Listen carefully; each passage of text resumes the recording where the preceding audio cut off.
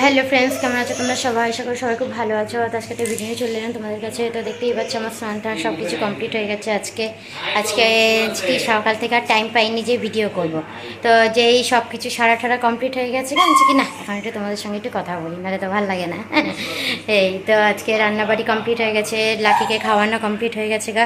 তারপরে আজকে যেহেতু সবাই বাড়িতে আছে, তো আজকে তো আমার পালা নেই রুদ্ররূপকে খাওয়ানো, তার কারণ ওর পাপা আছে বাড়িতে, মানেই পাপা খাওয়াবে। তো আপাতত বাইরে ওর পাপা খাওয়াচ্ছেন কি না, এখন একটু আমি তোমাদের সঙ্গে একটু কথা বলি। বুঝলো তো? এই দেখো আজকে রুদ্ররূপকে পাপা খাওয়াচ্ছে, সেইটা দেখো।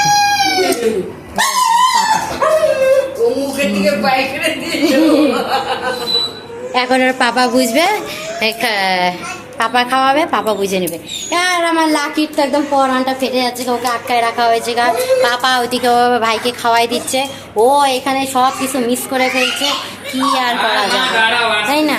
তো যাই হোক, তোকে এখন কিছু করার উপায় নেই, তুই আপাতত এখানেই থাক, ভাইদেরকে খাওয়াই দাওয়াই দিয়ে আজকে ঘুমটুম পাড়াই নিয়ে তারপরে তোর সঙ্গে কথা হবে।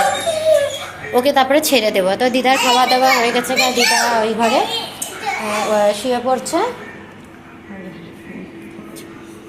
পাপা খাওয়াই দিচ্ছে বলে কথা। তো আজকে আমার বেশি রান্না হয়নি, তো আজকে বেগুন ভাজা করেছি রুদ্ররূপের জন্য, আর ওদিকে পটল ভেজেছি, আর এখানটাতে আলু বেগুন দিয়ে মাছের ঝোল করেছি, এই ভাজা হয়েছে। এই যে পটল ভাজিটা।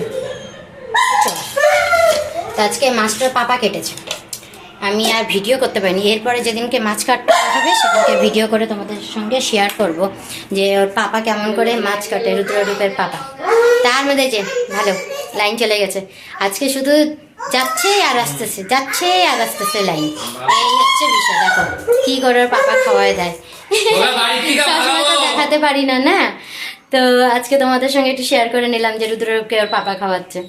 তো আজকে তো আবার আমাবস্যা পড়েছে, আমাদের কি আসামের কামাখ্যা মায়ের মন্দিরে তো বেশ ভালোই হয়। কখনো যাই ঠিকই, যদি রুদ্ররূপ যখন বড় হবে, যদি কখনো যাই, দেখতেই পাবে। এই তো যাই হোক, আজকে আপাতত তাহলে এই অবধি ভিডিওটা রাখছি, আবার দেখাবো অন্য একটা ভিডিওতে। ততক্ষণের জন্য টাটা, বাই বাই, সবাই ভালো থেকো, সুস্থ থেকো।